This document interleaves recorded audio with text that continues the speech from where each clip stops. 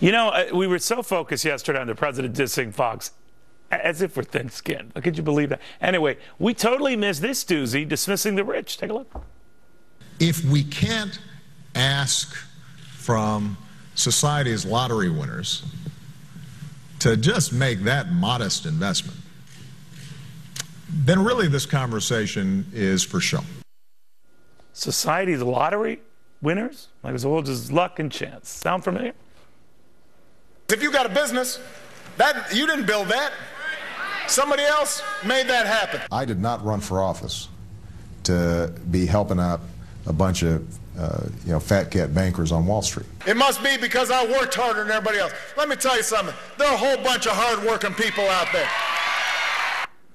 Time for Mooch on the loose, because Anthony Scaramucci did not get his money from winning any lottery. He won many lotteries. Now, what do you think of that?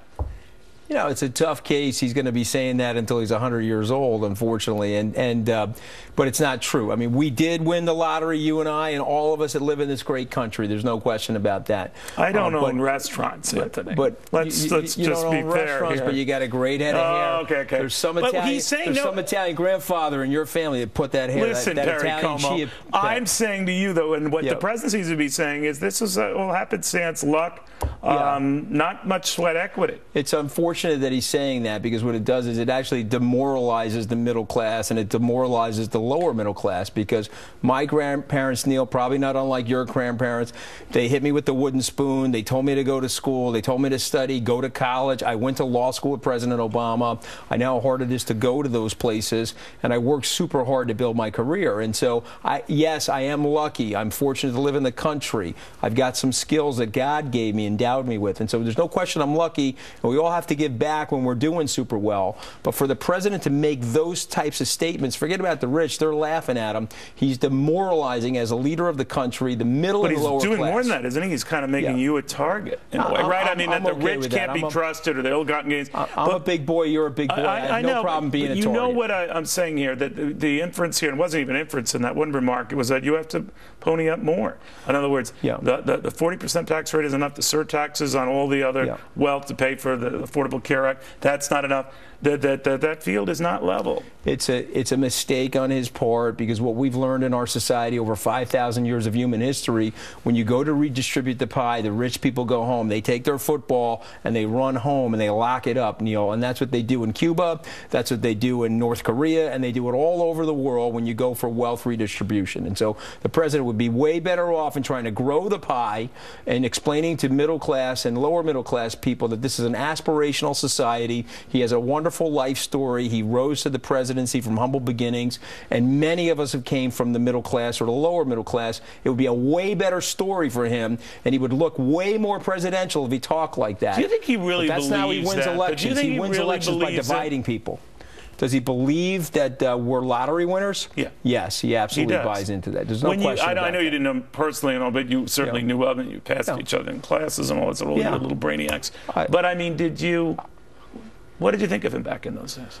You know, I'm not going to exaggerate my relationship with him back in school. We know each other a lot better now, but back in school, he was a very bright guy. People don't like to hear this on the right. He graded onto the Harvard Law Review. You know, that means he was in the top 1% of his class. And so he's a very, very bright guy. He's a very bright academic. I don't think he's done a wonderful job of translating that into presidential leadership. That's my opinion. I don't want to take away his achievements as a human being or the wonderful family that he has. But the president is making a huge mistake as a leader. It's a very demoralizing thing to say, and people that have money are probably laughing at it, but what it does is sends a message to people that the society is unfair. Like you doing very well under this president, right? We know that life is unfair, Neil, but what we do know about America, it's fairer here than any other place in the world. You have the bully pulpit, Mr. President. Why don't you talk in an aspirational way to people and be more positive and more uplifting rather than denigrating people that have had some level of success? He hates you, doesn't he? I don't know if he hates me. I wouldn't say that's the right word, but I'll tell you what. Because now that you work here at Fox as well, it's like a double jeopardy. Well, the Fox might be a pox. Forget it. Fox might be a pox for him. Might have said hello to you back in those days. I love the place. All right, Anthony Scaramucci, Wall Street Week, his new hit show. But he is, talk about a rags to riches story. That's why we envy him and hate him, actually.